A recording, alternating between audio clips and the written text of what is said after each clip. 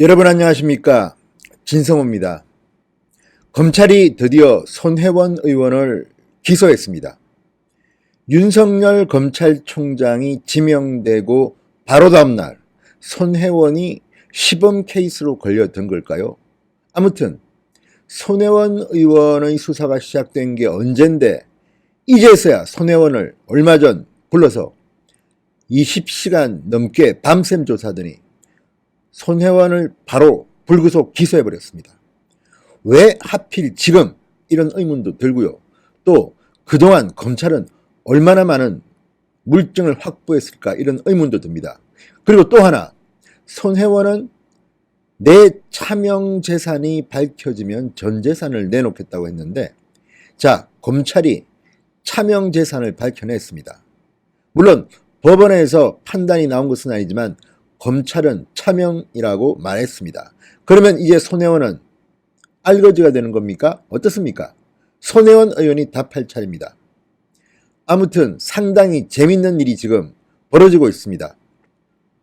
아시다시피 손혜원은 문재인 대통령의 부인 김정숙 여사와 아주 절친한 친구 사이입니다. 숙명여고 동기동창입니다. 그렇지만 꼭 김정숙의 친구라는 것 때문이 아닙니다. 문재인 대통령의 적극적인 지지를 받는, 지원을 받는 그런 국회의원이었습니다. 문재인 대통령이 민주당 대표를 할 때 손혜원은 홍보본부장인가로 스카웃됐습니다. 그리고 지난 총선에서 정청래 전 의원의 지역구였던 서울 마포을에 전략공천돼서 바로 금배지를 달았습니다. 신데렐라 같은 그런 스타일입니다. 초선이지만 다선보다 더 권력이 세다는 평가도 받습니다. 심지어 손혜원이 이 문제로 민주당을 탈당할 때 그 옆에는 홍영표 원내대표가 배석했습니다. 홍영표 원내대표의 어깨에 손을 얹고 손혜원이 말하는 장면이 찍힌 사진은 정말 손혜원 세긴 세구나 이런 말을 들을만 했습니다. 그런 손혜원이기 때문에 오만방자하게 검찰 수사 다 마음대로 나댔습니다. 그런데 드디어 검찰이 손혜원을 기소한 것입니다. 서울 남부지검 형사 6부 부장검사 김영일 18일 손혜원 의원을 부패방지 및 국민권익위원회의 설치와 운영에 관한 법률 위반, 부동산 실권리자 명의 등기에 관한 법률 위반 혐의 등으로 불구속 기소했습니다. 자, 이 말은 뭐냐? 손혜원이 자신의 지위를 이용해서 취득한 정보를 가지고 부당한 이득을 취했다는 겁니다. 자, 이게 만약에 법원에서 판결이 내려진다면 아마도 구속될 가능성이 대단히 높습니다. 손혜원 의원이 감방으로 가는 겁니다.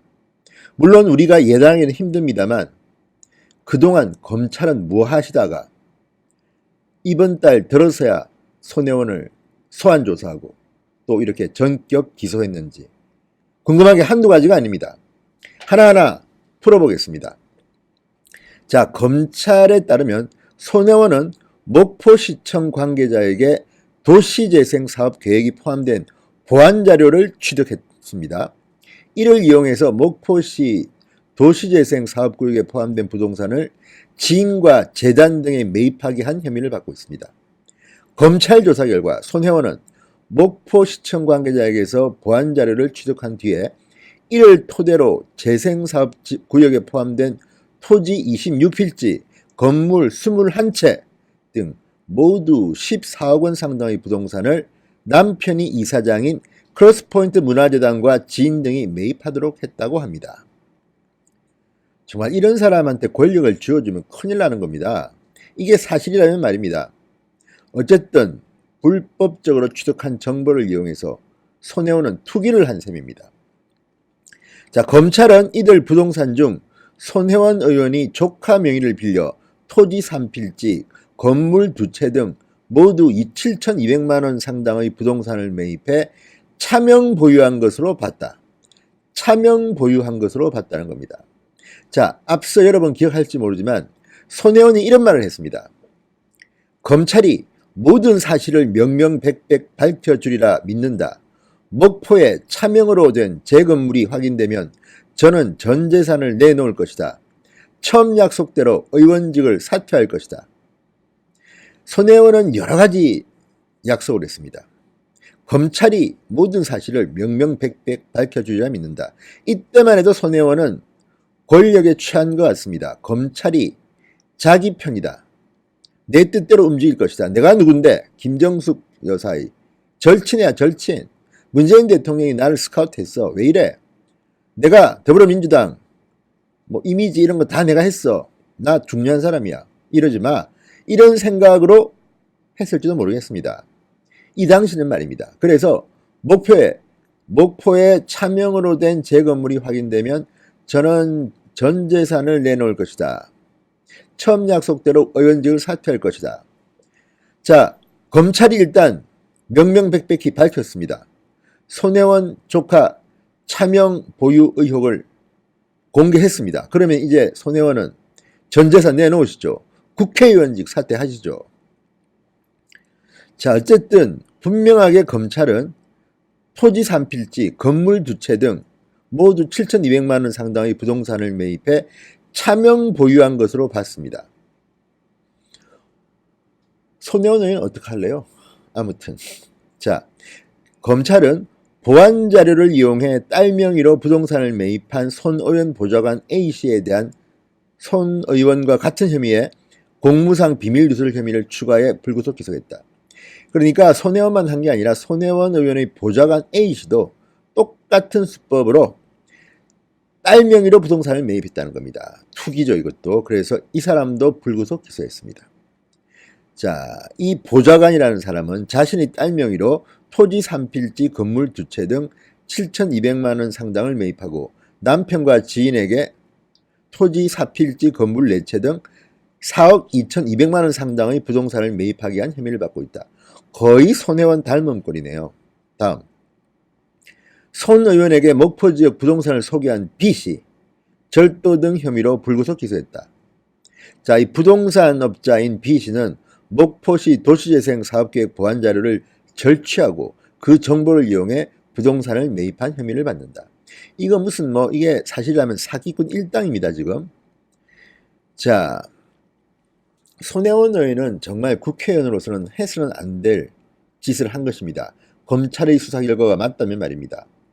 목포 문화재 거리가 문화재로 확정되기도 전인 2017년 3월부터 지난해 9월까지 조카 등 친척과 보좌관 명의로 일대 건물 10여 채를 사들여 개발 이익을 봤다는 의혹을 받았는데 검찰 조사에서 이게 다 사실로 드러나고 있습니다.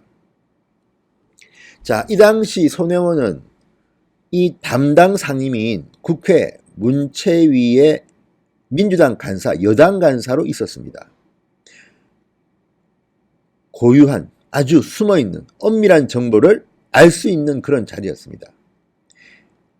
고양이 가게, 생선 가게를 고양이한테 맡긴 것 같습니다. 자,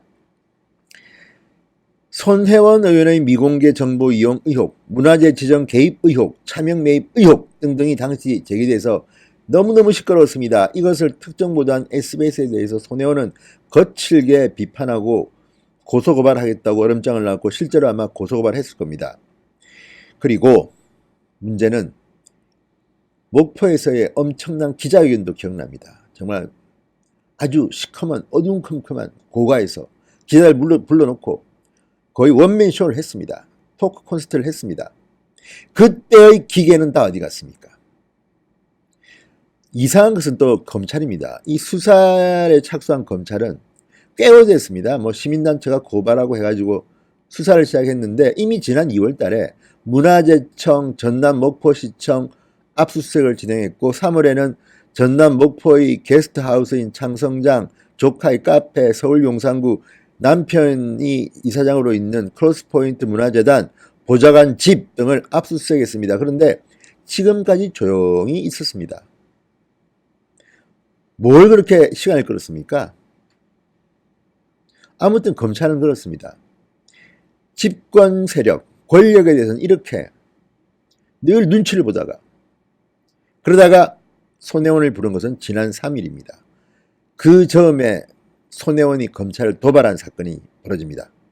손혜원 의원이 TV조선이 손혜원 의원의 부친이 북한의 밀명을 받고 간첩선을 탔다 뭐 이런 공적 조서를 특종보도한 적이 있습니다. 이에 발끈한 손혜원은 TV조선이 자기 아버지의 비밀 내용을 보도했다고 서울 남부지검과 문화재청에 대해서 명예훼손 등의 혐의로 고소했습니다. 자, 자신을 수사하는 검찰을 고소하는 이런 강큰 피의자는 거의 없습니다. 아무튼 서울 남부지검이 열받았을 겁니다. 그래서인지 바로 손혜원을 소환했습니다. 그리고 20여 시간 동안 밤샘 조사를 벌였습니다. 그리고 윤석열 검찰총장 지명이 된 다음 날 바로 전격적으로 불구속 기소했습니다. 자, 이 메시지는 손혜원은 시범캐를 쓸 수 있다는 이런 뜻도 됩니다. 자, 윤석열은 적폐 수사를 하면서 과거 정권, 죽은 정권만 수사했다는 비판을 받고 있습니다. 살아있는 권력은 손도 못 댄다는 비판을 받았습니다. 서울중앙지검장으로서 적폐 수사를 정말 지독하게 했습니다. 그러자 이번에는 아니다, 나 살아있는 권력도 우리는 손본다는 메시지를 주기 위해서 시범 케이스로 손혜원이 걸리지 않았나 이런 시각도 있습니다. 손혜원이 그동안 청와대 믿고 오만방자했는데 이번에 제대로 걸렸다 이런 관측들도 나오는 것입니다. 이게 사실인지 아닌지는 알기가 좀 힘듭니다. 권력 이면에서 오고 가는 일들입니다. 그렇지만 충분히 우리가 짐작은 할 수 있습니다. 이런 일이 있을 수도 있다는 것이죠. 왜? 손혜원 정도는 버린 카드일 수 있습니다. 세기는 아주 셌던 그런 인물입니다만 초선 의원이 이렇게 유명세를 치른 사람도 드물 겁니다. 아무튼 손혜원 의원에 대한 검찰은 아주 탈탈 털은 것 같습니다. 이번 발표 내용들을 보니까 굉장히 많이 했군요. 그리고 나름대로 우리가 추측한데는 알면서도 지금까지 침묵을 지키고 기다리고 있었던 것 같습니다. 그랬다가 시간이 지나면 얼렁뚱땅 손혜원 의원을 불구속인지 불구속이지만 무혐의 불기소하려고 했던 거 아닙니까? 모르겠습니다. 어쨌든 서울 남부지검은 그럼에도 불구하고 손혜원을 기소했습니다. 자, 기소됐고 또 이 내용들이 상당 부분 언론에 보도된 것은 검찰이 흘렸기 때문입니다. 손혜원 의원 왜 가만히 있나요? 또 서울 남부지검 고소하시지요. 피의 내용을 누출했다고 고발하세요. 고소하세요. 그리고 또 한번 본인의 억울함을 한번 호소해야 되는 거 아닙니까? 왜 이렇게 좋아합니까? 어쨌든 손혜원 의원이 걸려도 단단히 걸린 것 같습니다. 지금 진행 중인 것을 보면 구속될 가능성이 대단히 높아 보입니다. 자연스럽게 국회의원직은 본인이 스스로 그만둬야 되지 않겠습니까? 이쯤 되면 본인이 한 말이 있는데 전 재산도 내놔야 될 것 같은데 내놓으시겠습니까?